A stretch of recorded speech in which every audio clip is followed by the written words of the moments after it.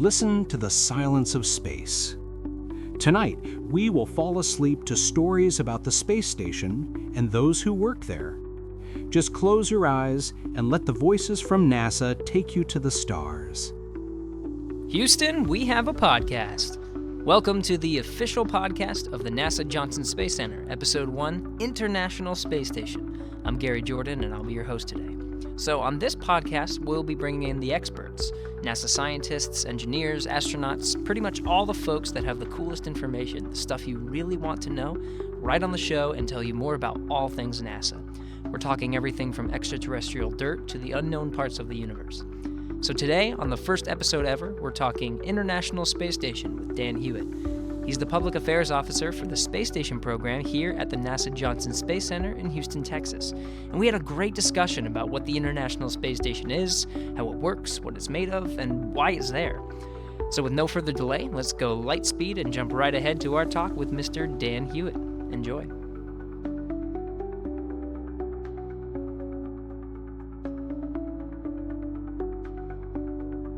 T-minus 5 seconds and counting. Mark. Launch commit lights are correct. There she goes. Houston, we have a podcast. That's true. Very true. So anyway, let's begin. I figured you're the perfect person to have here, being the Public Affairs Officer of the International Space Station. You talk to scientists, astronauts, engineers constantly, so you're very aware of what's going on and everything about the space station. So for those of you listening, I think this is a good opportunity to learn just everything about it, right? So start from the very beginning. What is it? Everything. Awesome. Well, to start in the beginning, no. So the space station it's a giant spaceship. I mean, it is the largest spacecraft that humans have ever built. And we haven't been flying in space for too long, relatively. I mean, we've been up there for 50 or 60 years. But the space station is kind of the pinnacle for what we've built so far. It is massive. I mean, this thing supports multiple people. It's been up there, at least pieces of it, since 1998. So that's another one of those factoid alerts that we always like to tell people. If you were born after the year 1998, a spacecraft's always been up there, but if you were born after November of 2000, as long as you've been alive, human beings have been living and working in space. Wow. We are aliens. We are a spacefaring species. We are the ones off the planet. We've had people up there every single day for, as of right now, over 16 years. I mean, that is mind-blowing. And they're doing stuff every single day that's either going to impact us here on Earth or get us ready to go further out. I mean, that is the purpose of the space station. That's why it's up there. That's why we have this huge thing floating above us. So you say stuff. We're doing stuff every day. Obviously, living up there, I think, is a big part of it, right? We're like you said, we're explorers, we're spacefarers. What is the stuff that's actually, that has that impact? It's a lot of stuff. And I mean, it is, and it's divided up. It is as simple as just living in space. So just everything you do in space is a little bit different than the way you do it down here on Earth. I mean, it could be anything from going to the bathroom to how you eat to just how you get your water. Everything's different. So it's like a way to practice, really, for things further out. Because it's not really far up, right? It's only 250 miles. If you think about it, we're still in the Earth's protection. We're still protected by the Earth's magnetic field. Well, space is funny in that going up, it feels like it's so far away, space, but it's 250 miles. That's not that far. I mean, I feel like the city of Houston is 250 miles. It's not, but I mean, 250 miles in a car is a short road trip, but 250 miles straight up, that's a rocket ride. That's a slightly different road trip, but it isn't that far away. I mean, we still kind of are right on the doorstep. There's a really great quote in the Paramount of space movies, Armageddon, where Owen Wilson says, we're not even in outer space yet. This is just like the beginning. And that's kind of where the station is. It's in space. It's in what we call low Earth orbit. So it's still pretty close. I mean, they could get in a Soyuz spacecraft and be back on the ground inside of a couple hours. So, I mean, you're still right on the doorstep. You're not really way out there yet. But It's getting us ready to go way out there. Well, that's the whole. So NASA describes it as Earth reliant, right? So I kind of like the way they section it off, right? Earth reliant means exactly what you said, right? So if something goes wrong, you can just hop in a spacecraft and be home in 3 hours, and it's easy to get stuff there because it's only. I mean, some Soyuz rides have been as little as like 6 hours, right? Relatively easy. Going to space it's is only rocket science. Don't want to trivialize it. It's still, and even I even have to admonish myself. It's still not easy to go to space. It's still, I mean, it is rocket science. It's literal rocket science, which is hugely complex, and there's always inherent risk and all these other things. But when you start comparing it to, going to Mars or our far-flung aspirations of spreading throughout the solar system and the galaxy and everything, when you compare it to that, it's, doing hand quotes easy, but it's still a monumental undertaking. Yeah. And that's why, so we're doing that, just like you said, in the future, we want to go farther, right? So we want to go to Mars. We want to really just expand our presence in the solar system. So the International Space Station is a great way to practice that. It's a good, you have a good understanding of what it takes to live in space, to operate in space. You could do a ton of science and learn how things interact. And then if you learn how things interact, you can design better systems to make them work better. I think one of the ones, I think capillary action, I think was a great one. Like the way that fluids move in space is kind of cool because they sort of create a ball and there's no down. So if you're trying to design like a system that like a rocket system, in order to propel fuel, the fuel isn't going to go down, right? It kind of needs to have that sort of capillary action and a path to get there. Like those little tiny things are things that make the huge difference in being able to kind of explore the solar system. Well, it all comes down to gravity, and that's kind of the ultimate differentiator between why everything we do in outer space is different from the way we do it on Earth. Totally. Some of the stuff you touched on is very apt. I mean, just moving fluids where, here on Earth, we almost take it for granted that everything settles towards the bottom. So in plumbing systems and everything, you can use that to your advantage. In space, you don't have that. And that affects everything from moving rocket fuel to, I'm an astronaut and I need to get a drink of water. Well, that system has to be specifically designed to work in the absence of gravity. Yeah. And we've had a lot of practice, since we've been flying in space, since the 60s. But the station is really the first place you've had on this scale. There have been space stations in the past, both from the US and Russia, but the space station is really the modern cutting edge test bed for just doing and learning everything about living in space. And so you have all of these different technologies that, like I said earlier, everything you do in space is different from the way that you do it on planet Earth, where, you have oxygen thanks to natural cycles, and you have trees scrubbing carbon dioxide from your atmosphere and producing oxygen back for you. You have water and lakes, reservoirs literally raining down on you from the sky, where in space, none of that exists. You have to create it. You either have to bring it with you or find a way to create it. Yeah. And that's something that we're doing on the station right now, where you're trying to, and that's one of those key, we always talk about the different technologies that you need, and technology is a really broad term, but one of the ones that is a lot probably easier to understand is how we get those things, how you get the water, how you get the air just for the crew members. And one of the things you got to remember is, again, so we're close to Earth right now, so we can launch water, we can launch air, we can launch all of these things to these crew members. But when they go to Mars, there's no resupply ship. There's no, hey, the water tank's getting low, let's stop off here and tap it off. You can't do that. So you got to bring everything with you, and everything is heavy. So the more stuff you bring with you, the more fuel you need, the more expensive your mission, and it just kind of compounds on and on and on and on and on. And I'm going to ramble here for a while because I love this subject. Okay, well, I'll kind of, I'm not going to stop you. I'm going to kind of redivert you. So okay. one of the things on the International Space Station they're doing now to do exactly that. So you said things are heavy, right? Water. Water especially is very heavy. Yes. I forget the cost per pound in order to launch Always water. varies. Oh, it always varies. Okay, that's good to know. But I know one way they're actually doing, helping that out for long duration missions is recycling. And the recycling system is just top notch. So good that they actually brought the technology back down to Earth, and then actually is helping out third world countries with, not access to any kind of clean drinking water.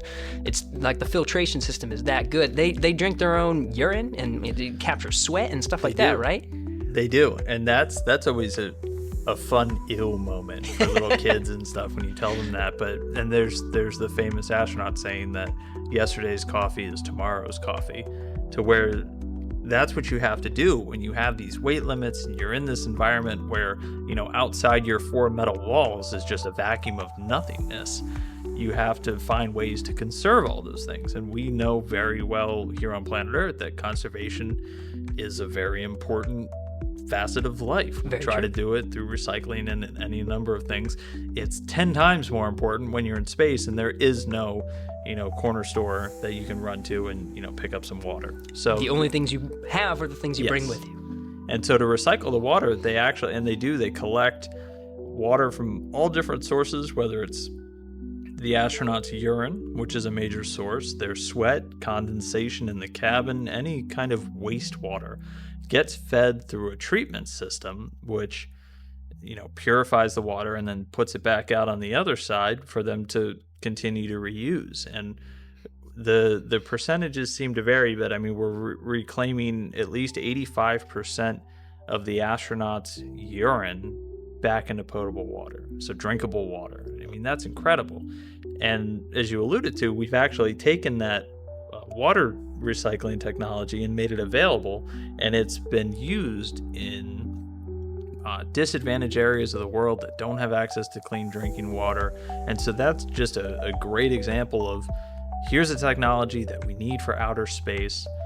We're trying to solve a problem off this world where we have the problem, and then we find a completely different use for this technology that it wasn't necessarily designed for. Our scientists didn't set out to develop a water filtration system for places without clean drinking water on Earth, right? But it ended up having a use there, and we call them spin-offs. And that's, there's a lot of famous ones throughout NASA's history. That's just an example of one that came about with all the work being done on the space station. Oh yeah, you've heard of, there's a lot of them, right? There's memory foam is another one, and insulation for your house, stuff like that, all that stuff. I think there's a lot, and we produce something called Spin-Offs Magazine, where it goes through just about every spin-off, every technological spin-off that's come from space-based research that's used here on Earth. And that's just a symptom of doing research and development, of this kind of funded research and development. People can find novel uses for technologies that were designed for one thing in a completely different field. Totally. Okay, so let's take a step back. And so we're talking about all the experiments and the reason that we're up there. Who's up there right now? So you said if you're 16 and a half, right, I think is the number. If you're 16 and a half or younger, you've never lived in a time where people haven't been in space. How many people are in space right now? Six. And it's international, right? So we have 2 Americans, right? Yeah. So international is the first word in the name of the station. It's the International Space Station. So there's always an international crew up there. So right now there's 2 Americans, Peggy Whitson and Shane Kimbrough, 1 French astronaut, Thomas Pesquet, and 3 Russian cosmonauts. And so you have crew members. We've had crew members from, and I'd have to look up the exact number, but countries all over the globe have flown crew members on board the space station. Oh yeah, I want to say 18. I think is the number. 18. I think 18 is the latest, and you've had well over 200 individuals travel to the space station. And it is this global effort. You have 15 countries that are considered the main partnership. So these are the countries that signed all the papers and did everything back in the 90s to form this partnership. And you have 5 main agencies. You have NASA here in the US, the Canadian Space Agency right to our north, the the European Space Agency, which actually incorporates a lot of different space agencies from all over Europe into one larger conglomeration, the Russian Space Agency Roscosmos, and the Japanese Space Agency called JAXA, the Japan Aerospace Exploration Agency. Right. And so lots of agencies, but all of this alphabet soup comes together to make the station possible. And so everything that gets done just about is done in this big collaboration. So you have these countries with drastic language barriers, cultural differences, sometimes governmental differences, all working together on this massive multi-billion-dollar peace science research project. I think it's fair to say that space exploration is really a global interest, right? I mean, exploring the cosmos, it's not just a U.S. unique thing. It is really an international effort to make that possible. It's something that will, as it does now and will certainly in the future, involve the human race, not just one country. I mean, especially as we continue to expand upon what we've done on the International Space Station, and we've even recognized that future missions, there's a lot of reasons to increase international collaboration, whether it's drawing on other countries' expertise. One country's much better at doing one type of engineering than we are, and vice versa, or they have some kind of novel science. There's also the pooling of resources, which can a lot of times be a major driver. Going to Mars and going to other places is going to be very expensive. Yeah. And so it makes a lot more sense to shoulder that burden across several countries who all have this kind of shared interest, will probably have different main goals, which is true. It's even true on board the space station. Different agencies have different priorities for their research, but we all have that common goal of exploring space, improving the situation for people back here on Earth, and trying to push out further into the cosmos, into the galaxy, into, making Star Wars a reality, that kind of thing. Well, Star Trek. Or Star Trek, Star Trek. Star Wars, we don't need to fight. Yeah. I think one of my favorite things, really, when you think about like global participation, is the way that the modules were designed. So like each of them were just given specifications. This is how it needs to be built, and they built them all over the world, and then launched them up into space and connected them for the first time in space. Really, everyone had to be working together constantly to make sure that that actually happened. And then you have to launch into space, then you have to connect it in space, make sure it works, make sure all the systems are integrated. That's crazy.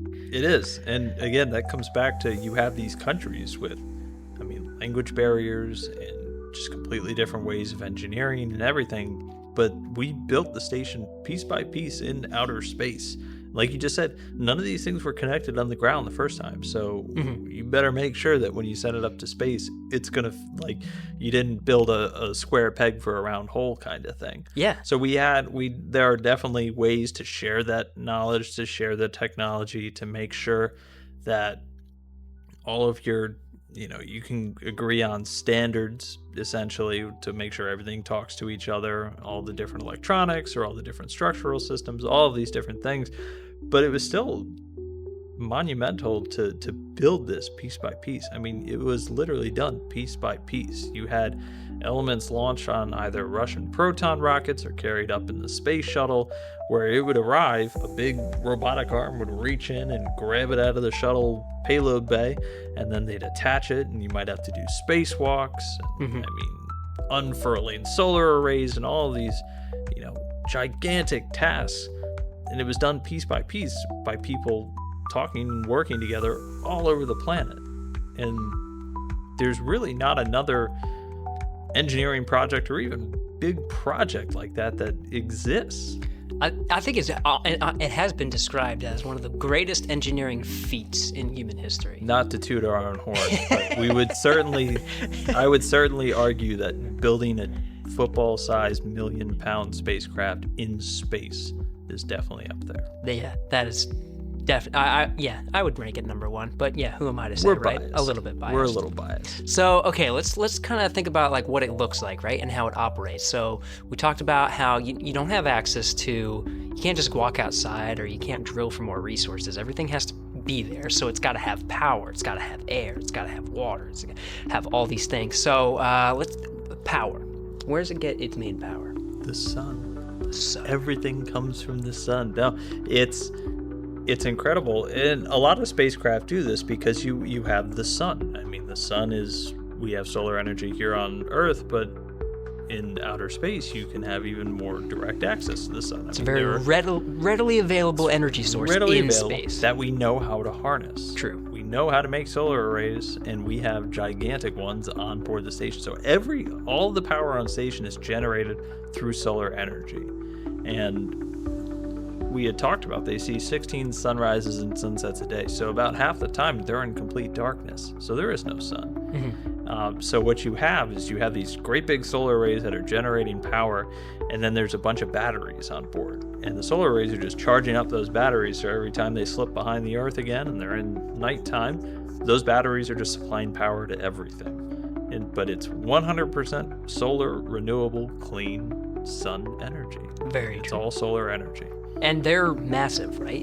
I think they're so big and they produce so much power that actually they do have to like kind of get rid of some of that power, because it's a little bit redundant, right? Just in case one of them breaks, like you still have enough power to power the whole thing. You do have redundancy built in. Redundancy is one of our favorite words. Redundancy is a fancy word for backup plan. Yeah. And at NASA, you have backup plans for your backup plans. So yeah, even if you lose, we call them power channels. If you lose one, you lose two, you can still power the majority of all of your systems on board. And even going beyond that, if you lose, a much larger amount of power, you can still power your key systems and everything. You might just power down other things temporarily while you fix the problem.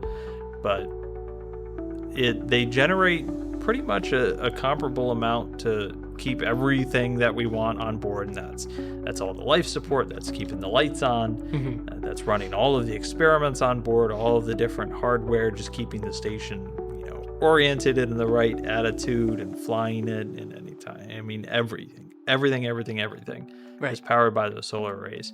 And it doesn't generate an overwhelming excess of energy by any means, because again, you are spending a lot of time in darkness, so those batteries are getting used pretty much constantly. Oh yeah. We're in the process of swapping the batteries. We're upgrading. Yeah. We've already upgraded 1/4 of them. We switched out nickel hydrogen for lithium ion, right? That is correct. That's right. Lithium ion. They're way more efficient, right? Yeah, but that's the power story. It's all solar energy through those bigs, and they are very large. And we come back to the football field, the American football field analogy. We haven't again. clarified that yet, have we? That the solar arrays are basically each solar array is the size of an end zone, and there are 8 of those. Yes, that are the size of an end zone. Or Think like a there pair are of four yeah, of them. A pair right? of 4. So Yeah. 4. It's tough because like one pair is actually 2 array blankets, but they're very large. Yes. Yeah.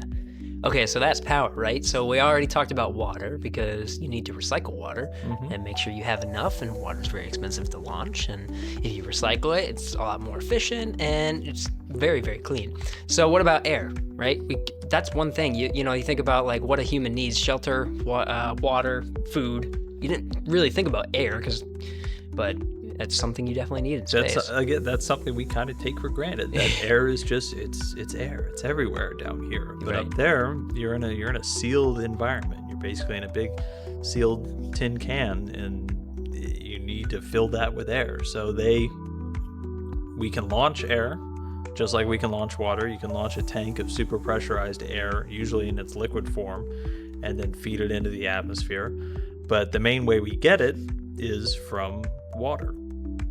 We use a system called the oxygen generation system that actually takes water, splits the water molecule into oxygen and hydrogen. And then we can take that oxygen and pump it into the atmosphere. Boom. And they aren't in the pure oxygen atmosphere, so there's other stuff in there. There's a lot of nitrogen. Sure. So Very similar to Earth's atmosphere, right? Yeah, they're basically in the exact composition. same composition atmosphere that we have on Earth, and actually the same pressure too. So there's no big difference there. That feeds into some of the stuff they have to do for spacewalks, but that's a completely different tangent I can go on. But So we split the water molecules, so then you have your oxygen, which you can just feed directly back into the cabin, and then you have hydrogen, which you can vent overboard if you just build up a bunch of excess hydrogen, or there's a process in a payload up there. It's more of a technology demonstration, so it's not really in the critical path, so it's not a critical piece that we have to have running at all times, but it's called the Sabatier. It uses the Sabatier process, where you can take that hydrogen that you had left over from your water, and then you can take the carbon dioxide that gets scrubbed out of the atmosphere by a different device. You split that carbon dioxide, you now have oxygen, and then you have your leftover hydrogen. You combine those two, and you got more water. Boom. And so you can kind of build the ideal is to build, we call it a closed loop. So everything that gets put into this life support loop, it's a big circle, just constantly gets recycled. You got your water, you drink your water, you recycle your water, you take some of that water, you turn it into air and oxygen. You take that excess hydrogen, you combine it with CO2 that the astronauts are breathing out, you make more water. And so it's all just kind of constantly going around in a circle. And that way you get the absolute most out of everything you send up there. That's crazy. You actually have to create an atmosphere, right? Yes. Up there. It's not like Earth where it kind of does it for us. You actually have to make it work. That's crazy. I like the Sabatier system. That's cool. He says it's a technology demonstration. I thought it was like part of the whole thing, because I know they called it a partially closed loop because, like you said, you can eject the hydrogen if you have too much, right? So it's kind of the same concept. Yep. So, okay, so they have air, they have water, they have power, they have all kinds of stuff. So let's talk about some of the experiments. I know one of the biggest one is the experiment on themselves, right? So in order to actually function beyond low Earth orbit and actually function in space, you have to learn how the human body reacts in space and what happens. So I think the biggest thing, maybe it's not the biggest thing, but it's definitely very important, is bone loss and muscle degradation, right? So that is, if you're in space for too long and you're just kind of floating around, your bones start to exhibit symptoms of osteoporosis and your muscles start to degrade. So how do they counter that? Yeah. Well, when we talk research, there's kind of two different camps. There's the research that we're doing on board the station to get us ready to go on to Mars, explore the solar system, all of those other things, which is a lot of what you were just talking about. And then there's the research that has direct applications on Earth, and we can dive into that too. But that's research flown by commercial companies, by academia, taking advantage of this microgravity environment, because we've seen there's a lot you can learn by taking gravity out of the equation. But to the first camp, to the studying the people, the astronauts are guinea pigs kind of thing. The human body is an incredible machine, and it's incredible at adapting to different environments. I mean, that's both a gift and a curse, because when you go into outer space, I mean, your vestibular system, so your sense of up is down, down is up, your balance, all of that goes all out of whack. But within about a day or two, most astronauts don't have the nausea anymore. Their body is used to it already, and they're able to live and work, which that's incredible. That's a great advantage to just getting into a new environment and hitting the ground running. The problem with that is when you get to an environment where you have gravity again, hitting the ground running can be very problematic because your body, when gravity is not pulling down on you. So you and I right now, I mean, gravity is pushing down on you at all times, and that builds up muscles in your hips and bones in your hips, and that's why your legs are strong enough to just hold you upright, because they're constantly fighting against that force. On places like the space station, that force disappears, and so your body says, well, I don't need these muscles anymore, so it stops feeding nutrients to those. And so you can actually, astronauts will dispel, so in their urine they'll get raised levels of calcium because their bones aren't needing it as much, because their bones aren't getting that much force just by existing. They're getting rid of the calcium because you're right, it doesn't, the body's saying you don't need this anymore. And so understanding a lot of those processes is important because, I mean, if the astronauts were just going to stay in microgravity forever, not that big of a deal because their body just adapts and, I mean, they become space people. But astronauts come back to Earth. Astronauts will walk on Mars where there is gravity. Less gravity, but still gravity. And you're going to need to walk around in a pretty heavy spacesuit and things like that. So finding ways to counteract, call them countermeasures, for all the ways the body adapts it's something that we've been doing pretty much as long as we've been doing spaceflight, but we've really aggressively pursued it on board the space station. So, for example, bone loss and muscle loss, we've actually pretty much reversed, for the most part, all of the bone loss and muscle loss. You'll still see changes in bone density in some of the crew members, but a lot of them aren't losing that bone mass, that muscle mass that was such a problem in early long duration space flight. Mm-hmm. And we do that through exercise. That is the main driver. There's exercise and there's nutrition, but exercise, the crew members are working out about 2 hours every single day. I don't know about you, but I don't work out 2 hours every single day. 30 minutes, I'm pretty much done. Yeah. Even that can be hard for some people to find, but the crew members, 2 hours every single day. And that's exercise, both cardio and resistance. So they have a number of devices up there. They have a treadmill, which, again, you need to remember everything, and this is the running theme, everything we do in microgravity is different. So you can't just hop on a treadmill. You'll just float away. And you'll just be pumping your legs in microgravity, and that does nothing for you. So the treadmill actually has a harness with basically bungee cables that pulls them down towards the treadmill. So that way you're getting the force in your legs, you're actually exerting more force, and you can run. It's the closest you can get to just running in space. And I mean, we've had astronauts run marathons on the treadmill, and that's one of their key devices. They also have something called the Advanced Resistive Exercise Device. I've stayed away from acronyms as much as possible. You're doing a great job so far, but they inevitably come up. We call it ARED. Right. And it's basically their home gym on board the station. Mm-hmm. Now again, you can't just pick up a heavy weight and do some curls and, get a workout. Weightlifting makes no sense in microgravity. Yeah.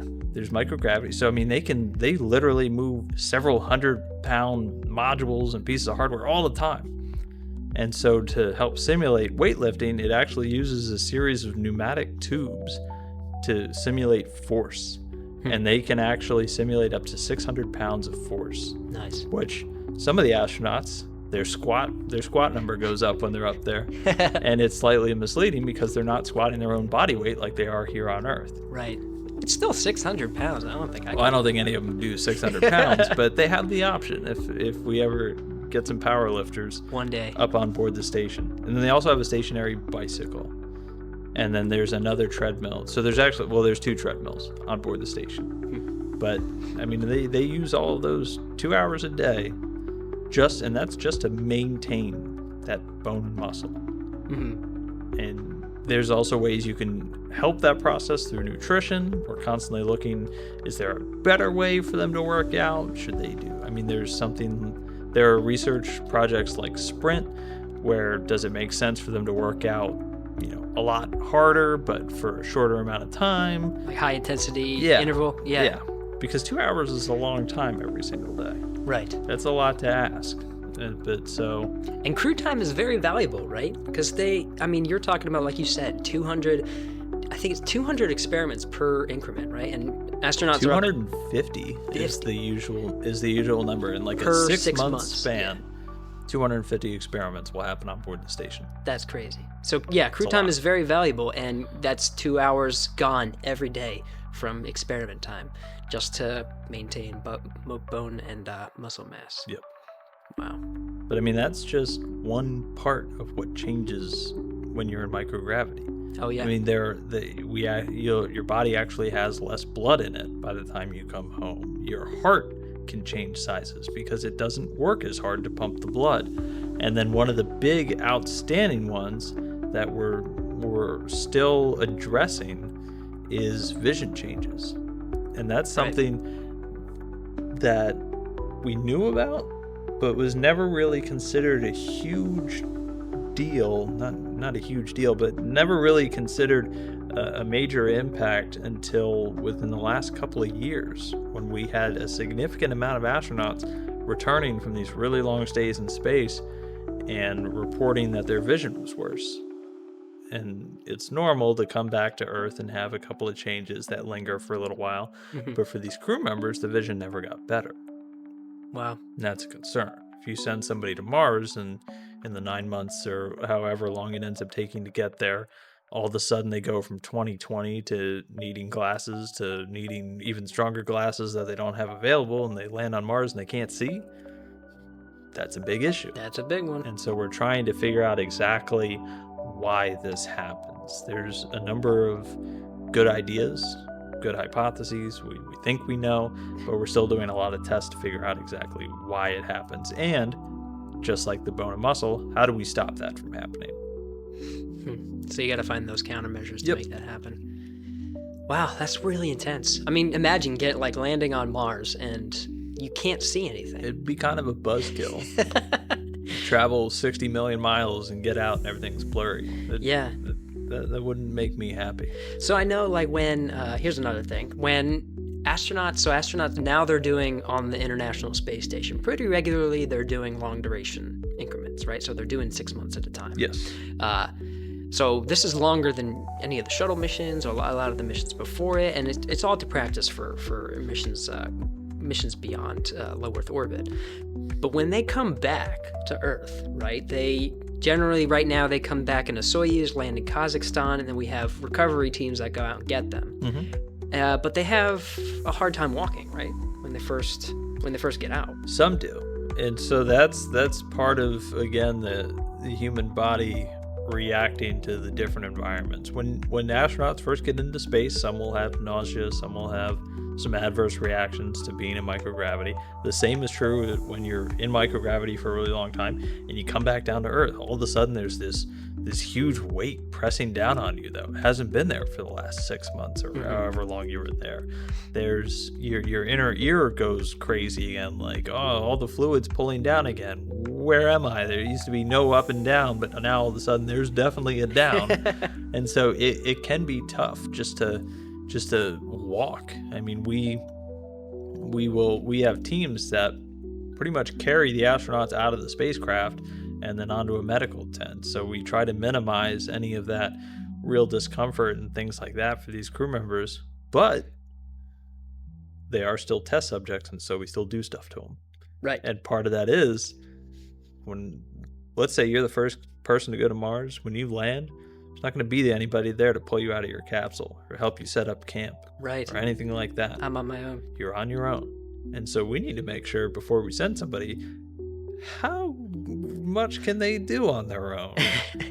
And we have these crew members coming back from extended periods in space, and we have the ability to test them. And now every astronaut is an incredibly gracious person, because not a lot of this testing isn't glamorous. Oh, and yeah. it can be You used the word guinea pig. Right? Uncomfortable. They are guinea pigs in a way, almost yeah. every sense of the word, where they are subjecting themselves to pokes, prods, blood samples, all these different things. For science. For science. Right. For science, yeah. But one of the things that we do, and we started doing within the last couple of years, is called the field test. Right. So they'll come home, they'll land in the middle of Kazakhstan, pull them out of the capsule, and then we subject them to a series of, they sound really simple, but it's just functional tests. And it's things like walking a straight line, sitting down and standing up, laying down and standing up and having somebody push you a little bit. It's all of these things that, that sounds really easy. Like, can I stand up? I could be an astronaut. Well, right. After spending 6 months in space, it can be a little jarring. It can be a little difficult. Mm-hmm. And all of that feeds back into the research of, okay, I'm a Mars astronaut. I've been in space for, 6 to 9 months on this trip. I'm now in a gravity environment. You need to design the spacecraft, the habitat, everything to understand that, hey, for the first couple hours, this person might have to just sit in their chair and do nothing. Or, no, we can reasonably expect them to pop up and, do these simple things. They might not be able to get out of their spacesuit for a couple hours. All of these different things have to be figured out before you just shove people into a spacecraft, kick them off the planet, and send them somewhere else. But we're doing that. We're doing that right now. Yeah. Man, their job is not done when they hit the ground. Oh no. You're finally, after 6 months being away from home, you hit the ground and you're like, I'm finally done. And then they make you stand up, sit down, do all kinds of crazy stuff. And it doesn't stop there. Oh, that's right. And it's and again, when I say they are truly gracious people, they have to sacrifice a lot for this. I mean, obviously they get the great view and they're in outer space, and that's amazing. But I mean, just training for these missions is usually about 2 years. So that's 2 years of you in intensive training, a lot of travel to all the other partner countries where they train you on different things. 6 months, so off the planet with you and just 5 of your closest friends, but away from all of your family, everything else happening in your life down here on Earth. You can't, beyond a phone call and an email, you can't really interact with it.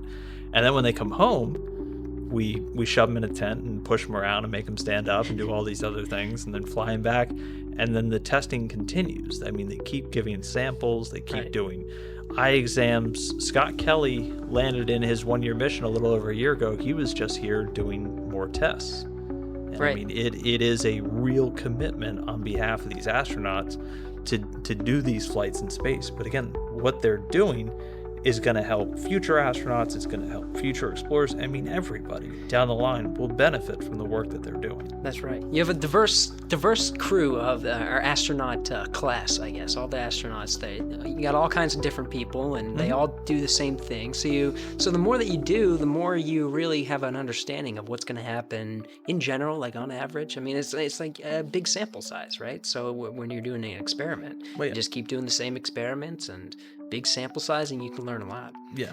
And any researcher will tell you that you need more subjects. You need as many subjects as you can. They always want more people. And the more, the better the results you can get. And it's a good point when you say like they're diverse. They are, where if you think the early days of astronauts, it was, all male test pilots. That's all it was. Right.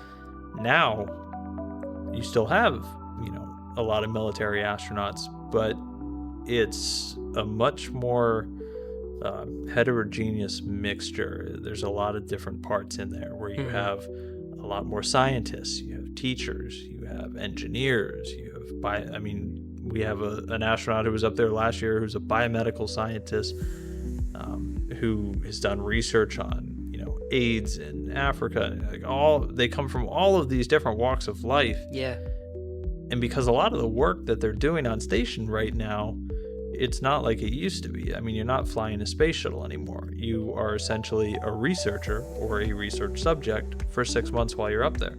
So they're coming from all walks of life now. And that's going to continue and just expand more as more and more types of people and more people gain access to space, which is the ultimate goal. I mean, ultimately, we want everybody, if they want, to be able to go to outer space. Right.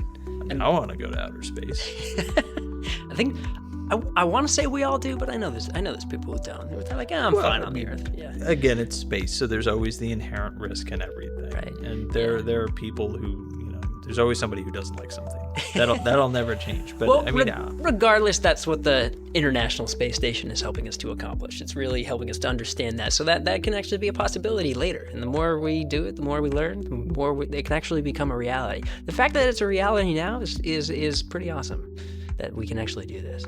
Well, Dan, thank you so much for coming on the show. I think that's about all the time we have today. I feel like I just got started. I know. I've left out so many things that people are going to yell at me about. Well, I have like a bunch of questions in front of me. And I think I asked one. I think we just kind of talked afterwards. But thanks again for coming on. Probably have to do another podcast just on the International Space Station. Oh, we're going to have to. That was just like skimming the surface. We're going to do dozens. International Space Station 1, 2, 3, 12, 13.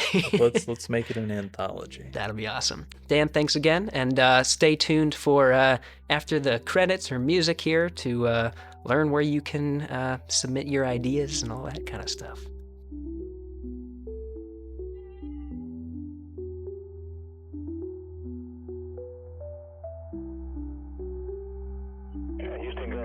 Of the space shuttle. Roger, 0G, and I feel fine. Shuttle has cleared the tower. Became a thief for all mankind. It's actually a huge honor to break a record like this. Not because they are easy, but because they are hard. Deborah Houston, welcome to space. Hey, thanks for sticking around. So today we talked a lot about the International Space Station, but really just kind of skimmed the surface. If you really want to dive deep into some of the topics that we talked about today and maybe some things we didn't talk about, just go to nasa.gov/ISS. That's our homepage. That's where all the latest scientific experiments and updates and findings and everything going on with the International Space Station, launches, landings, it's all updated regularly. We have a blog that we like to maintain on that page, as well as all the astronauts that you can follow, the ones both on the space station and not on the space station. On social media, we're very active. On Facebook, it's International Space Station, Twitter @space_station, and on Instagram, it's @ISS. Go to any one of those platforms and we update those regularly. You can even use the hashtag AskNASA on your favorite platform to submit an idea or maybe a question that you have for this podcast. Just make sure to mention that it's for Houston We Have a Podcast, or maybe HWAP, I guess would be the acronym for that. We'll probably have to fix that, but just mention us and we'll try to address your question in one of the later podcasts. This podcast was recorded on March 17th, 2017. Thanks to Alex Perryman and John Stoll for helping record the episode, and of course thanks to Dan Hewitt for coming on the show. So this show is intended to be weekly, and we have a few episodes kind of sitting in the bank, so it may be a few episodes before we get to your question on social media, but please keep them coming. And thanks for listening. So until next week. Now that you know about life on the station, imagine yourself floating away from it. Ahead are only stars and quiet stories about how they become astronauts.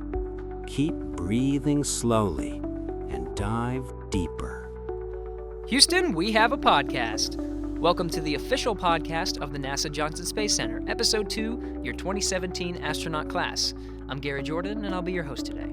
So on this podcast, we bring in the experts, NASA scientists, engineers, astronauts, pretty much all the folks that have the coolest information, the stuff you really want to know, right on the show and talk about everything NASA. So today we're talking about the new astronaut class of 2017 with Ann Romer.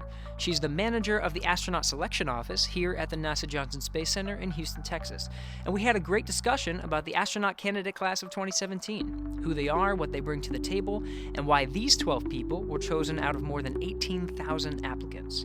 I also had a chance to talk with them all at the same time, but I only had a few minutes, so I thought it would be fun to play two truths and a lie to get to know them a little bit better. And I'm not adding any fluff when I say that they are a truly outstanding group of people, not only with their insane qualifications and expertise, but also with their personalities. And we'll play that segment today on this episode.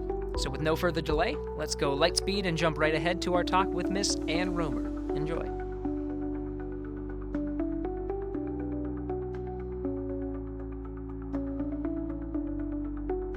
T-minus 5 seconds and counting. Mark. Launch commit lights are correct. There she goes. Houston, we have a podcast.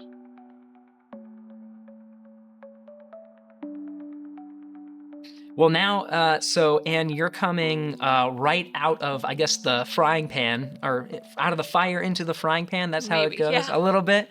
Last week was we actually did the astronaut selection event. We had our 12 new astronauts of the class of 2017 come on, and we got to meet them all in a sense, and the media were talking to them. So you are the person that's responsible, kind of, in a way, with your team for selecting those 12 astronauts. So that must have been quite a process, huh? It was a ginormous process, actually. Certainly from the beginning, we weren't anticipating that we'd have over 18,000 applications. So that was a surprise to us.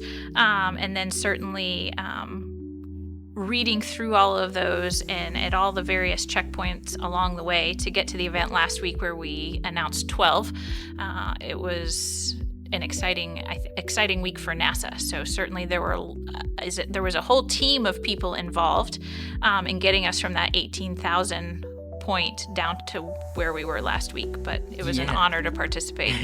So what were those last couple weeks like leading up to last week to the actual reveal? Did it get progressively more crazy as you got to that point? Certainly.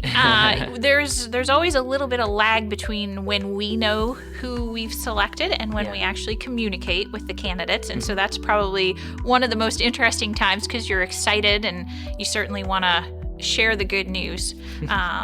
But again, when we had decided to do the live announcement, we had kind of had a timeline that we had mapped out with them. And then certainly when we added the vice presidential visit to come and help us announce that, which was just really positive for NASA. Yeah. But that certainly spooled up the intensity around the event that we hosted last week, where we got to share with the world who we picked. For sure. And are you kind of glad it's over, or is it still not over?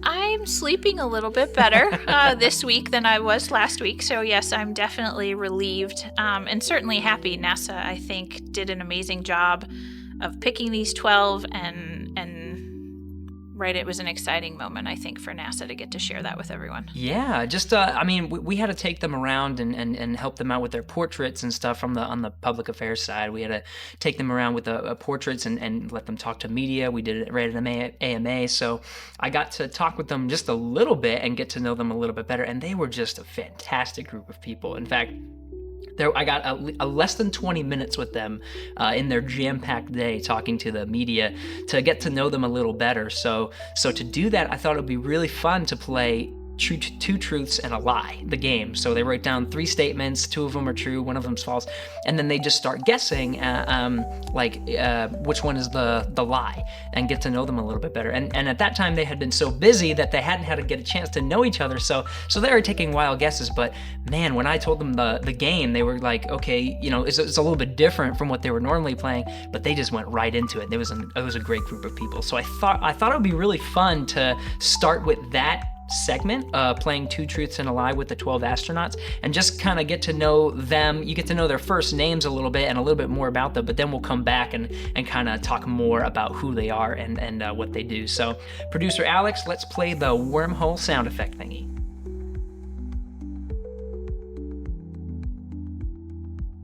Okay, welcome to the astronaut class of 2017. It's been a crazy couple of days for you guys. What with the announcement coming here, you've had a lot of interviews so far, and we've gotten to know just a little bit about you, but I thought we'd do something a little bit more fun today by doing 2 truths and a lie. So if you're not familiar with the game, each one of you has a piece of paper, and you've written down 2 true statements about yourself and 1 false statement. So let's see how well you know each other now and see if you can guess which thing is the lie. I think we'll start by just going in alphabetical order. It seems like this is how we did the announcement and how we've been doing most things.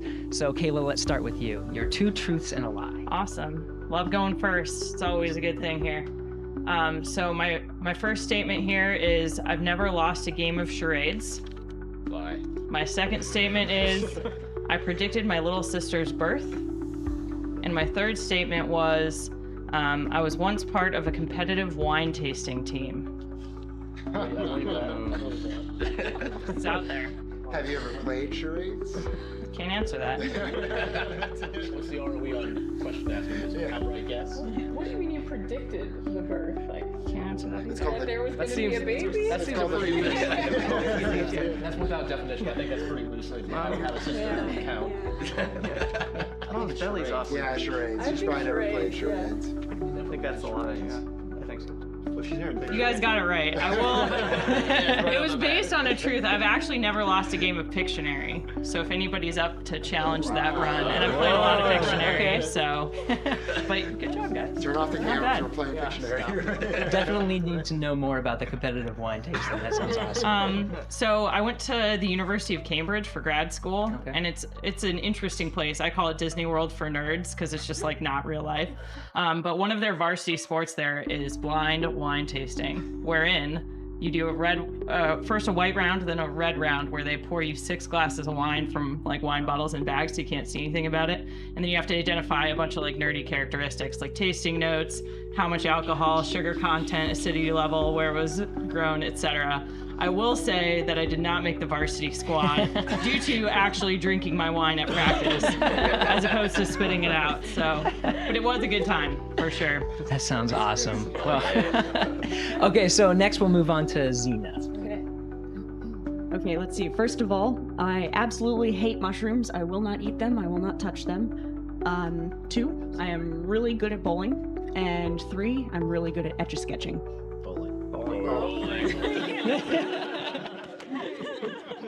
I've never broken 100. I'm so bad. So etch-a-sketching, what's the coolest thing you've drawn on an etch-a-sketch? I did a portrait of Bob Dylan in high school that was really good. And then at the very end, I decided to write his name, but I forgot the L in Dylan, and I had to do it over again. No. Are you good at staircases?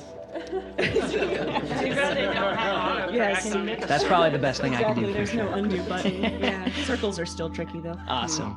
Okay, Raja, let's move on to you. All right, so I used to slice deli meat for a living. I met Neil Armstrong when I was 5, and my flight lead stopped me from flying into North Korea. Deli meat. Neil Armstrong. Jelly bean. Neil Armstrong.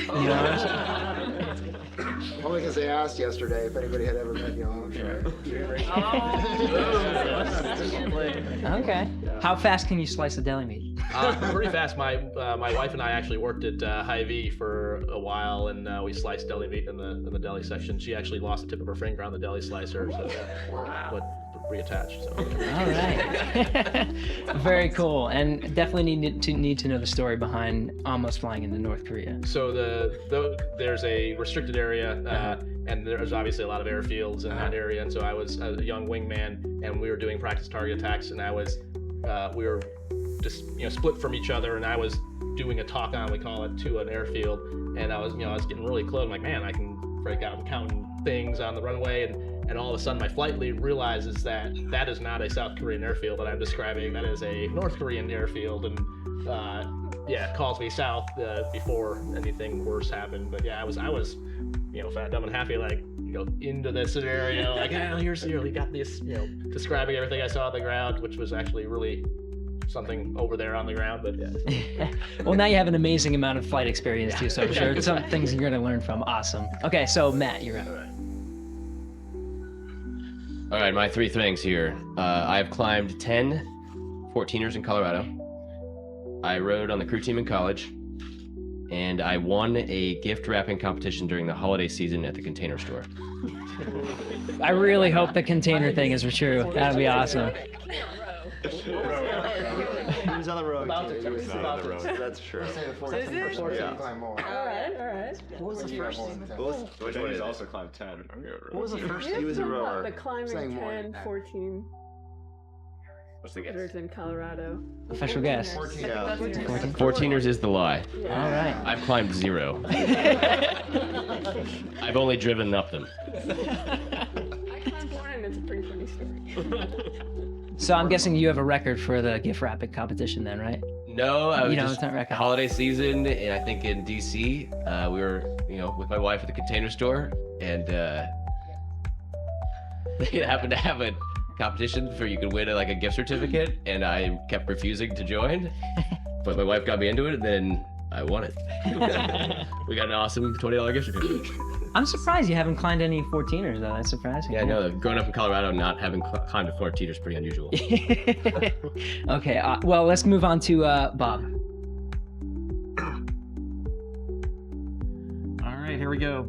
I reordered these, so your philosophy on which one's the lie doesn't apply. Face. That's right. So, I met my wife in grad school.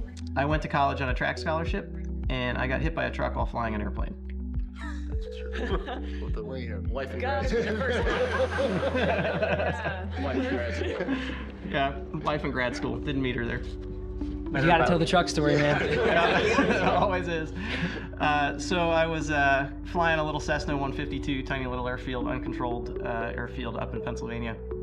And there's a road literally about 10 feet from the end of the runway. They have these little flashing lights that say yield to low flying aircraft.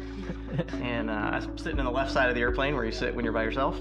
And I'm coming down final approach, and next thing I know, I hear this thump, and I'm looking out the side of the airplane at the runway. I go around, and I'm trying to figure out what just happened. I look over my shoulder, I see a black disc bounce and hit a building. I look out and there's no wheel on the left side. And so after a little troubleshooting and talking to the guys on the ground at the FBO, they all come out, standing by the runway. I fly by and they're like, okay, you have just a strut on your left side and nothing on the right side. Still have no idea what happened at this point. I just know all that stuff flew off the airplane at some point. Anyway, we landed on the runway. I mean, it's a Cessna, so you land at 45 knots, something like that. So touchdown, it spins around in the airplane. We all get out and we're standing around like a bunch of hillbillies kind of, oh man, that was cool. And this tractor trailer comes driving down, pulls over the 10 feet of grass, drives up the runway, and he goes, "You hit my truck."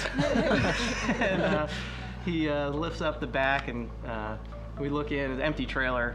And you can see skidded right across the top, one of the spars that holds the skin on the top of the truck. I skidded right across it. Wow. So it was a lie then, because you hit the truck. Not true. That was for insurance purposes. So the truth was twisted. So they now have a displaced threshold down there at that airport, 300 feet down, so that there's no hazards on the thing. So that's all due to me. You got an amazing or the truck driver, actually. It's all so it was funny though. He's calling this insurance company, and they go, "Okay, we had an accident." And they say, "Okay, what's the vehicle type?" And he's like, looks at me, and I'm like, "Cessna 152." And they're like, "We don't have that in our database." Oh my gosh. Okay, so let's move on to Woody. All right. So in keeping with Matt's theme, I've climbed one of the 7 summits. I built model rockets in high school, and I can do a standing front flip. You're too tall for a front flip. Your rotational inertia is too big. No chance. Spectacular. I think I've seen him do it. You had to have built the rockets. He was known for rocket making as a kid. So. Back to front flip. Among circles of rocket makers. Actually, BK said something about him making rockets. The summit? Yeah. Summit. It's the front flip. Oh. Can't do a front flip. Physics. I was going to say, if that was the truth, we would definitely have to demonstrate. Rotational inertia. You're too tall. Can you do a backflip? I cannot. Not even off the diving board?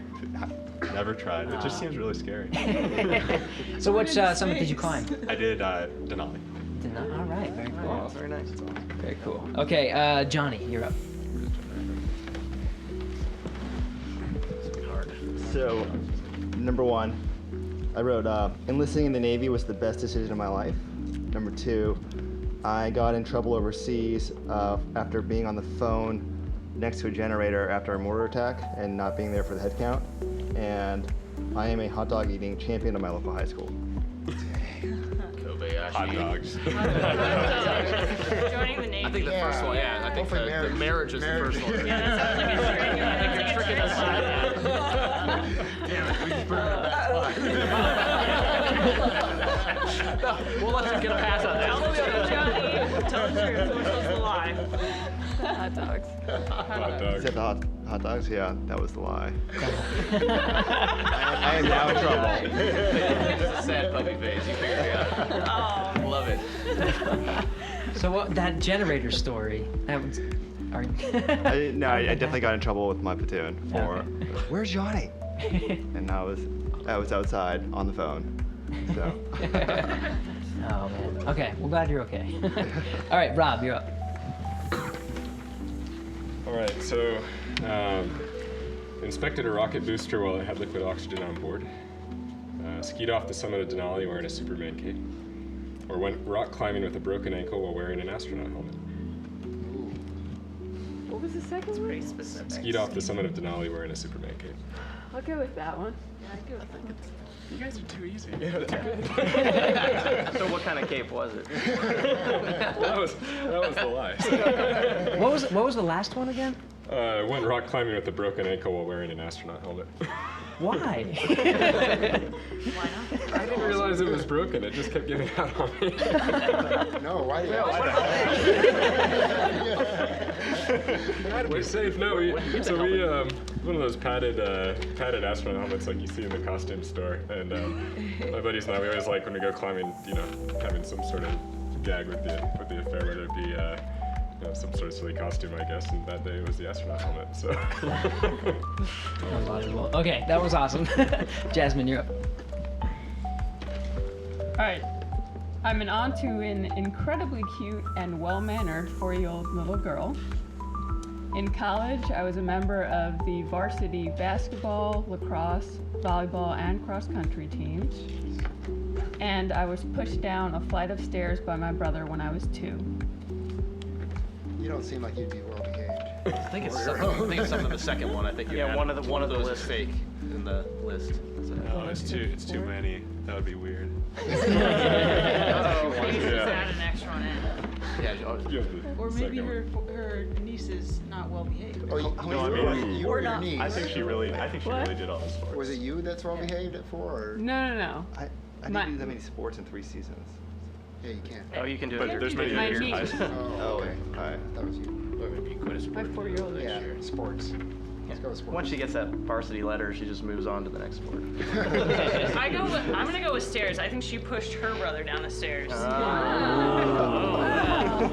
The werewolf skills coming out. So which one is it? All right, I don't have a 4-year-old niece. Anymore. That was so descriptive. I pushed her down the stairs. So how did you make time for other sports? So I played volleyball my freshman year, volleyball and lacrosse my freshman year, cross country, basketball and lacrosse my sophomore year, and then basketball and lacrosse my junior and senior year. Wow, very impressive. That's awesome. I believed all along, John. Okay, so we have about 2 more minutes, so let's go on to Laurel.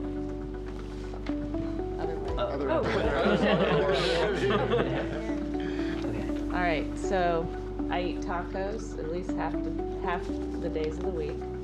Respect. In middle school, I used to get in trouble for talking out loud in class all the time, and I once won a no-shower marathon. Middle school. Middle school. Tacos. Does that mean 4 days a week or 3 days a week? 3.5. Like, how does this work? 3 or 4 days. It's a technicality. Yeah, technicality. Well, welcome back to Houston. This is you got their pick of really no shower contest. Yeah, so I rode on the crew team, and my freshman year, the women's team decided to do a no-shower marathon. So starting, it was like the end of October, we just stopped showering. So we were going to practice like once or twice a day, and going to class and everything. And, classmates. yeah, it was pretty rough by the end of it. We actually called it. There were 2 of us still left, so I'm a co-champion. How many days did you make it? It's like 21 days. Wow. All right, well, you'll be well prepared for space because they actually do the wet wipe showers when you're in there, so you'll be ready. Yeah, no wet wipes. Okay, so Frank. No wet wipes. All right. So I started dating my wife in high school.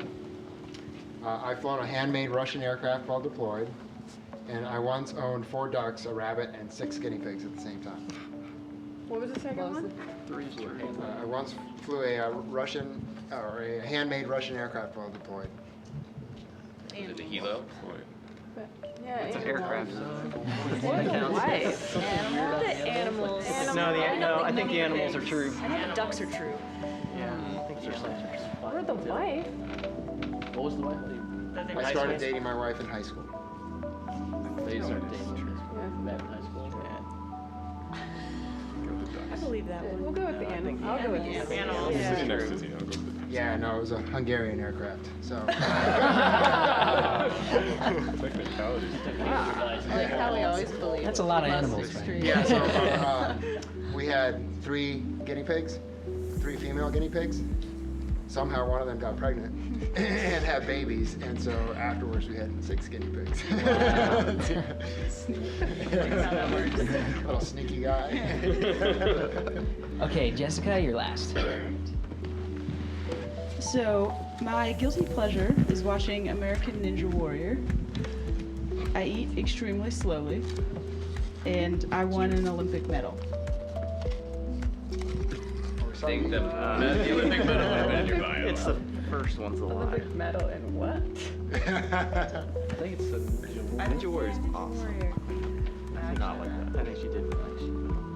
She won a medal. I think she did too. I think it's the first one to lie. What was the first one? I watch American Ninja Warrior.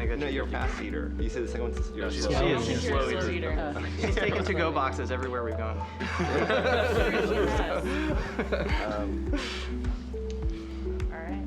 So medal or Ninja Warrior? I think it's the Ninja Warrior. That's not The lies that I won an Olympic medal, but I appreciate that you guys Took your time, yeah. I'm like, it would have been But you did win a couple of rugby championships, right? Yes. Yeah, very cool. Okay. Guys, thanks so much for taking the time to play this game, get to know you a little bit better. For our viewers and listeners, if you want to know the real biographies of these guys, the real long, informative ones, just go to nasa.gov/2017 astronauts. We have the bios of each one of these guys up here, and you can learn more about them. So guys, it's been a pleasure talking with you today, and best of luck on your transition to moving to Houston and to start training. Thanks a lot, guys. Thank you. So playing that game, we got to know like a little bit more of a personal side to them, and a little bit of the stories. Just they've obviously had a ton of experiences, both personal and professional, all over the place. But really, I mean, you had, like you said, over 18,000 applications, and you had to narrow it down to 12. So these people are some of the best, the brightest minds in the United States right now. So I just thought we'd go through them and talk more, maybe about their qualifications. Starting, like I said in the Two Truths and a Lie game, alphabetically. I thought, we announced them alphabetically. Let's play the game alphabetically and then go through them alphabetically. Sure. So Kayla, Lieutenant, U.S. Navy, and she was she was in the submarine. Is that right? Sure. Yes, yeah. And she was one of the first women commissioned into the submarine force. Incredible. So previously, only men had been accepted into that unit within the Navy. So she was in the first class of women to be integrated into the submarine force. That's incredible. And her leadership skills probably showed that, right? Just I guess she presented herself in a great way during those interviews. Absolutely, and really they all did, right? But to add that extra experience of living and working and leading on a submarine, there are a lot of direct parallels that I think apply to living and working in space in another extreme environment. Yeah, exactly. You're in enclosed space. You have only metal around you to look at, pretty much. And it's hazardous, and you have to work with the people that you're in this tight space with. Yep. I think one of the questions we asked them when we interviewed them on Skype was, what makes you a good person to be trapped in an enclosed space with? And a lot of them said, I pack light, or they said I don't take up a lot of space, or I'm a quiet sleeper, stuff like that. So they were, it was fun. So Xena, close to my heart, being a Penn Stater, but she's got quite a resume, going for her PhD of geoscience at Penn State University and a couple Antarctic expeditions. Yeah, she had some field experience in Antarctica.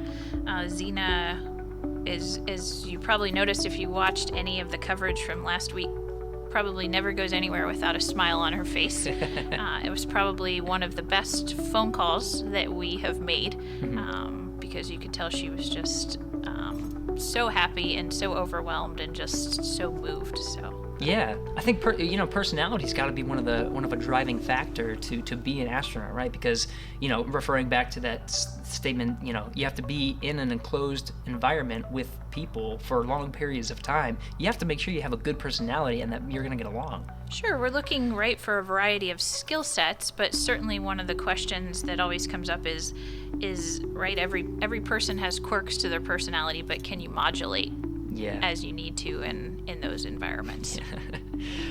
So and another part, I guess, is just the diversity of the candidates. We talked about Kayla Barron from the U.S. Navy, worked in a submarine. Xena Cartman, more of a scientist. Raja Chari is a pilot, a U.S. pilot. He was part of the U.S. Navy Test Pilot School and was flying F-35s. Is that the one? I can't remember. Is that the one that has the vertical takeoff and landing one? That's the new, and this is out of my area of expertise, right? But the new aircraft that's coming online for all of the service branches, and I think each service branch has some modifications to suit their various platforms. But certainly one of the newest and probably most cutting edge pieces of technology coming into the military, and he's been responsible for leading a significant portion of the testing efforts around that in relation to the U.S. Air Force. So he'll be good with kind of familiarizing himself with brand new spacecraft and figuring stuff out, learning the quirks. I know coming up here, we got some new spacecraft that the astronauts are going to fly, right? We got the SpaceX Crew Dragon and the Boeing Starliner. They're actually going to be flying these brand new vehicles on top of other things. You know, you got the Orion capsule too. So he's going to be very good, probably at a good person to pilot that. He also has a master's degree from MIT in aeronautics and astronautics, so he's very familiar with the skies and beyond, I guess. Yep, we hope so. Yeah. Okay, so Matt Dominic, Lieutenant Commander in the U.S. Navy, also some engineering experience, and a pilot serving an FA-18E pilot strike fighter squadron. 1,600 hours of flight time over several combat missions. We got quite a few pilots, I guess. I think I forget the number. Three. We hired 3 pilots in this class. Okay. So yeah, Matt certainly I think will add a lot to this class as well. One of the things that probably isn't on his resume, but that we had the pleasure of learning about through the interview process, is also a really great cook. So I'm sure that will enhance the experience for his classmates. For sure. Have you seen some of the things that Jack Fisher is making on board too? He takes pictures of them. He makes like crazy burritos and all kinds of stuff. So Matt should be well prepared for that. Oh, yeah. And certainly, right, we were fortunate to have him here last week for the event. When we notified him, he was actually on board an aircraft carrier on deployment. And so it was questionable for a time as to whether he could get off the carrier to be here in Houston to meet the rest of his classmates. So again, very, very lucky that we had the support of the Navy to help us get him here in person. Absolutely. I remember, so we were going through the Skype interviews right after they got selected. We wanted to interview them and get a couple words from them before they came on, because we knew, their schedules were just going to be so hectic. We wanted to make sure we could ask them plenty of questions in a reasonable amount of time. And he actually had to cancel the interview that I was going to do with him because he had a mission. And so we rescheduled, and I think Dan was the one who ended up interviewing him. But it was really, like you said, it was really nice that he was able to accommodate his schedule for us. Another person, Bob Hines, I guess very special to us because he's from the Johnson Space Center, right? Yeah. A lot of people here knew him and were, wide-eyed, I guess, when he went on the stage. Oh my gosh, there's Bob. That's cool. He was our second pilot that we picked out of the group, and is what we would call a local, in that he already lived here and was part of the NASA family. So certainly excited to make that transition from being an instructor pilot out at Ellington Field into the astronaut corps. Absolutely. And he's going to be, like you said, we have these pilots here because they're the ones that will be flying the new vehicles, and it's very exciting. So Woody Hoberg is from actually Pennsylvania. Actually talking with him, he went to a high school that competed with my high school. Also, actually, Bob Hines went to that same high school. Yeah, they both went to North Allegheny. And that out of 18,000, that's kind of a small world fact right there. 2 of them from the same high school is crazy. It's pretty awesome. Yeah, it is pretty awesome. Undergraduate degree in aeronautical and astronautical engineering from MIT, PhD in electrical and computer science from University of California, Berkeley, and he's an assistant professor at MIT. Very smart man. Very smart indeed. And again, right, having that academic perspective, I think it lends him to have kept up with kind of some of the cutting edge trends in engineering in terms of, right, one of his main roles at MIT is to mentor a group of students working in a lab. So I think he comes with some very sharp and hands-on engineering skills. Exactly, and very diverse too. Aeronautical, astronautical, electrical, and computer science. Yeah, so pretty much covers it all, right? I mean, he'll be able to do it all. All right, this next guy, Johnny Kim, super cool. Enlisted in the U.S. Navy as a Navy SEAL, over 100 combat missions, earned the Silver Star and Bronze Star. Also graduated with a degree in math from University of San Diego and got his MD at Harvard Medical School. So he's a doctor and a Navy SEAL. Crazy. Yeah, he is, a great patriot, and right, his time in the Navy was recognized with a Silver Star as well as a Bronze Star with Valor. So certainly an American hero. Truly amazing. And the fact that these, as we're going through, I'm realizing everyone's got, they don't just do one thing. They do many, many different things. I think coming up here, I guess I'll skip around, but I know Laurel, she got a degree in aerospace engineering from University of Kansas, master's degree in propulsion and fluid dynamics from Purdue. But then she works at the Oceanographic Institute over, I think, in Massachusetts. But she also did the NASA flight program when she was a student and worked as an intern at JPL. Yeah, I think honestly with candidates through this selection cycle and others, it's an interesting tidbit to note how many of them participated in some type of NASA educational program along the way. We hear a lot of that throughout the interviews, whether that's a NASA internship or a NASA cooperative education position, or the reduced gravity opportunity. Sometimes it's some of the graduate research fellowships that NASA sponsors.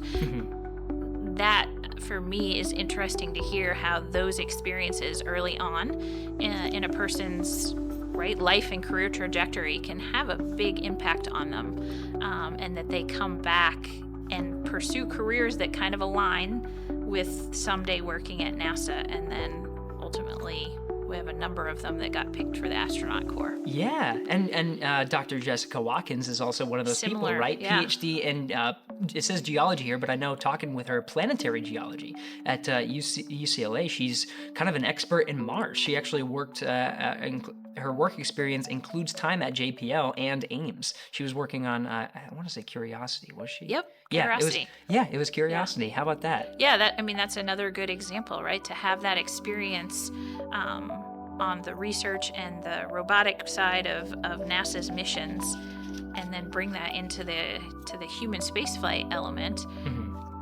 Certainly that's helpful because those two go hand in hand. Yeah. As far as NASA reaching farther and farther out into the solar system. Absolutely. And, we got folks that worked at NASA and have various experiences there, including Jessica Watkins and Laurel O'Hara. But we also have Rob Coolin, who's from SpaceX, actually, and a huge fan of the cold. He is from Alaska, and he went to, I think, University of Denver to get his master's and PhD in material science and engineering. He got a PhD in material science and engineering from University of California, San Diego, so a little bit warmer there. But he was an ice driller in Antarctica, so the man loves the cold. But he works for SpaceX too.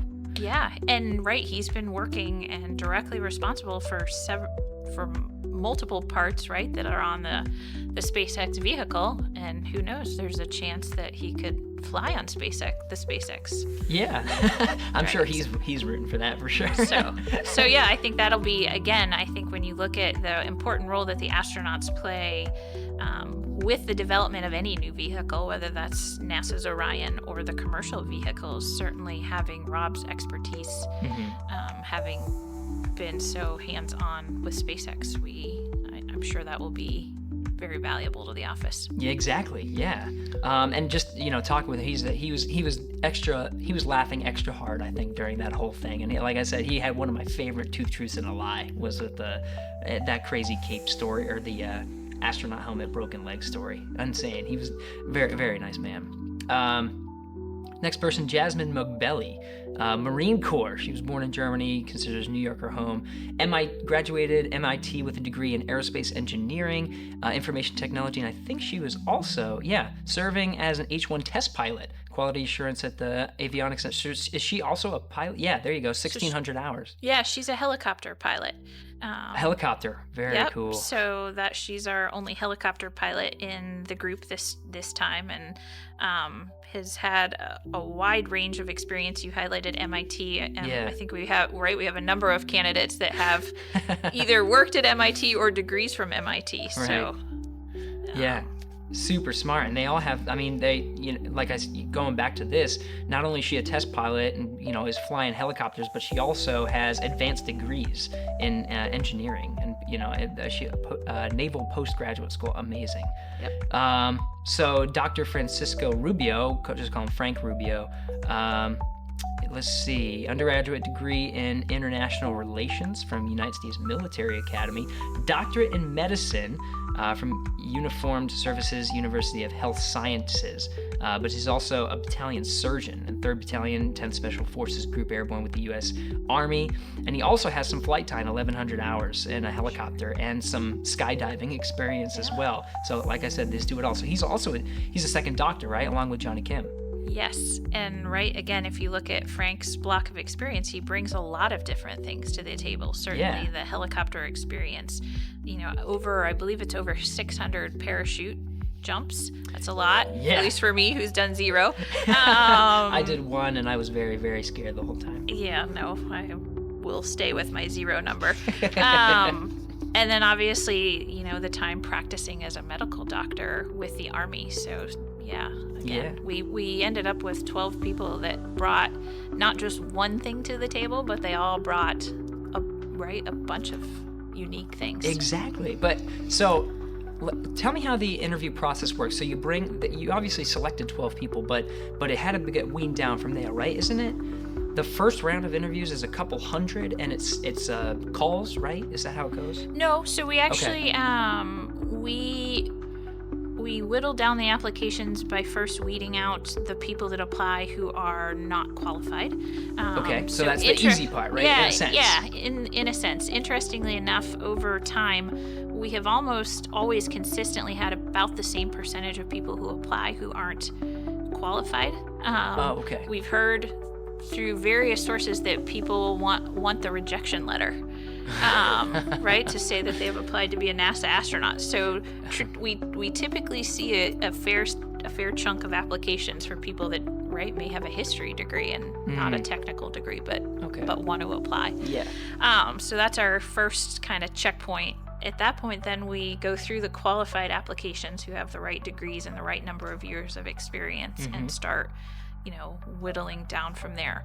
Ultimately, we end up inviting 120 individuals for the first round of interviews. Okay. And they come here? And yes, we bring them here and we interview them in person. And that's where they start doing some just initial medical testing as well.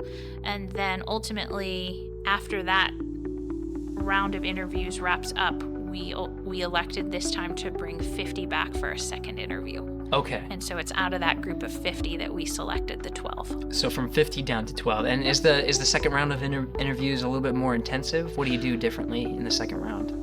Well, yes, the interview, kind of follows a normal interview track, the interview with the astronaut selection board. Certainly the intensity, I think, gets added in that's where we do more extensive medical testing, behavioral health testing, team reaction exercises, some individual performance exercises as well are kind of all wrapped into that second.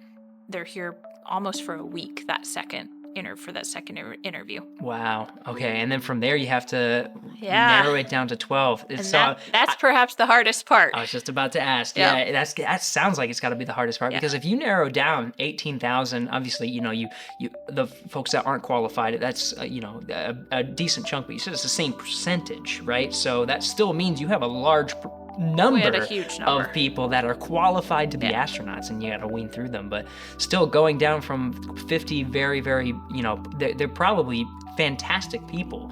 You have to get down to 12. We did, and that honestly, that was very difficult for the board, and we met some amazing Americans throughout this process, and so they're, in the end, you're forced with a decision based on the needs of the office and kind of the mission profile. We kind of had settled on the number 12. So the consensus of the board, that's where it goes. So, I mean, these 12 astronauts that we have in this class of 2017, in general, what did they do or say to sort of stand out from those 50? That's in one ways that'd be an easy thing to answer and just say they did everything, right? They had everything we were looking for. They communicated effectively in terms of the actual interviews with the board. You could get into specifics. And if you look at their skill set, they each brought more than one thing to the table based on their backgrounds and their experience. And and things of that nature. So. Yeah. Everyone had, they didn't just, like I said, they didn't just do one thing. They didn't have one degree. They had a degree, and then they did this other thing, and then also kind of dabbled in this on the side. Or had a weird job over here. An ice driller for Rob. That's crazy. But it's part of being in a harsh environment, and I'm sure that's part of the reason he got selected. And right, they all in it again with the final 50. Right, you're talking to some just amazing people, and they pursued careers and interests that they were passionate about. Yeah. And when you like what you do already, it's easy to talk and communicate about that effectively and kind of see yourself transitioning into a new role. Passion is absolutely key. And you can see it with the folks that are on orbit now, just how much they love being an astronaut and love being in space. I mean, personally, I could totally see myself there, but I would be one of those resumes you throw out right now. And personally, I'm happy with my feet on the ground, so I'm good where I am. So we selected 12 astronauts for 2017, and there's got to be a reason for that, right? We're gearing up for something. What is this class preparing for in the future? Well, certainly I think the end goal is we hope that we're on a trajectory to someday send humans to Mars. I think that is where NASA as a whole kind of hopes we're heading. More immediately than that, though, we're certainly going to continue to fly to the International Space Station. We have 3 new vehicles that are hopefully coming online, as you've mentioned. So, I think that opportunities are limitless right now. Yeah. So whether this class ends up going to station for their first mission and somewhere beyond that for their second mission, that's yet to be seen. But certainly lots of options are on the table, which is exciting. Yeah, I know a lot of the astronauts now in current classes, they're training for, you got a couple all over the place. So some of the astronauts coming up for space station expeditions are obviously studying a lot of the space station systems and training for that. But we also have a cadre of astronauts that are training for commercial crew vehicles. Yeah. Like Sonny Williams, Eric Bowe, those guys. They're training for the Boeing Starliner and the SpaceX Crew Dragon. I'm sure we're going to see these guys have to do it all, right? They're going to have to train for those space station, like you said, those space station missions. They're going to have to be super familiar with the commercial vehicles that we have, but then also be fully ready to go on a deep space mission with Orion. Yeah. They're going to have to do it all. And I wonder, some of the more recent classes, like the 2009 class is, they've been starting to fly recently, right? So Jack Fisher from the 2009 class is up there now, coming back to when Reed Wiseman flew in 2013 or 14 or something. But it took them, somewhere between 5 and 10 years to get ready for the International Space Station. I can only imagine, for missions beyond. But we have, I think, at least 1 or 2 of the 2013 class assigned. So that's right. It's becoming real for them as well.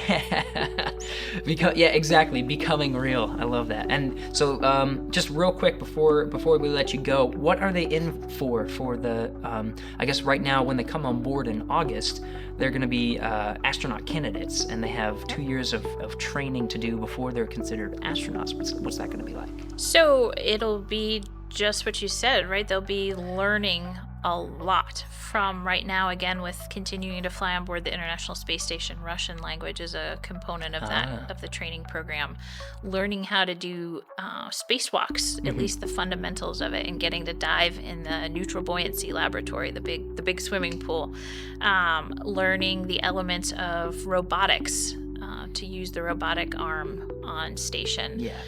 And just basic International Space Station systems training. So all of those pieces, from a technical perspective, they'll gain at least the fundamentals in during this 2-year training window. I think another key piece of the training program now also comes from the fact that, given that astronauts are kind of often the spokespeople for NASA, they're out and about, people recognize the blue suits.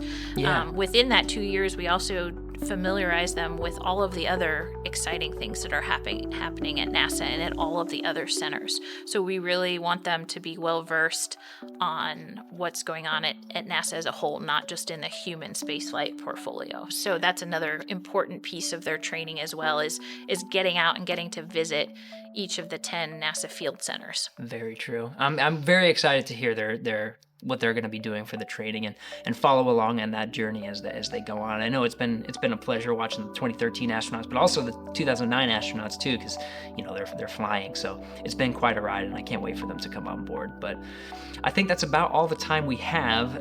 Thank you so much, Anne, for coming on. For the listeners, if you want to know more or you have a suggestion of what we should be talking about on this show, stay tuned till after the music to learn how to submit your ideas. And thanks so much for coming on. It's been amazing, but it's also it's kind of cool to know the amount of effort it takes to find good people and bring them into the space program. And after meeting them and reading about their accomplishments, you can see why it's so important to do that. So we need the best and brightest for spaceflight. So thanks again, Anne Romer, for both your work, but also coming on the show. It's been a pleasure. Thank you.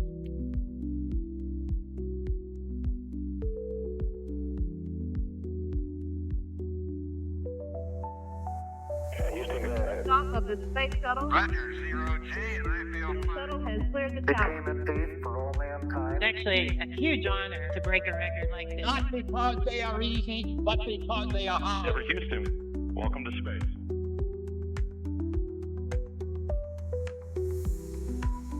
Hey, thanks for sticking around. So today we talked with Anne Romer about the new astronaut class of 2017. We went through all of the 12 astronauts, really, and just kind of skimmed the surface of all of their qualifications and what great people they are. If you want to know more, just go to nasa.gov/2017 astronauts. That's right, we have a whole webpage dedicated to those astronauts and their biographies, what they've accomplished so far, and trust me, it is truly, truly amazing to go through that. If you want to follow along on social media, we'll be updating some of their training and as they come aboard here in the next few months. So if you go to Facebook, we have obviously the NASA account will be talking about this, but also the NASA Johnson Space Center as they come aboard here in Texas. On Twitter, that's at NASA if you want to look at the agency account, or at NASA_Johnson, that's us. On Instagram, you can also go to at NASA or at NASA Johnson. We'll be talking about all the same stuff. If you go and use the hashtag AskNASA on any one of those platforms, you can submit an idea, and we'll make sure to visit it in one of the later podcasts here. This podcast was recorded on June 14th, 2017. The Two Truths and a Lie segment was recorded on June 8th, 2017. And thanks to Alex Perryman, John Stoll, and Brandy Dean for helping out with this episode. Thanks again to Miss Anne Romer for coming on the show. So once again, this show is intended to be weekly, and we will go answer some of your questions on Ask NASA soon, but we do have a bank of episodes that we're working on, so it may be a couple episodes until we get to that, but trust me, it'll be well worth it to submit some of your questions because we may make a whole episode out of answering them. So we'll see you next week.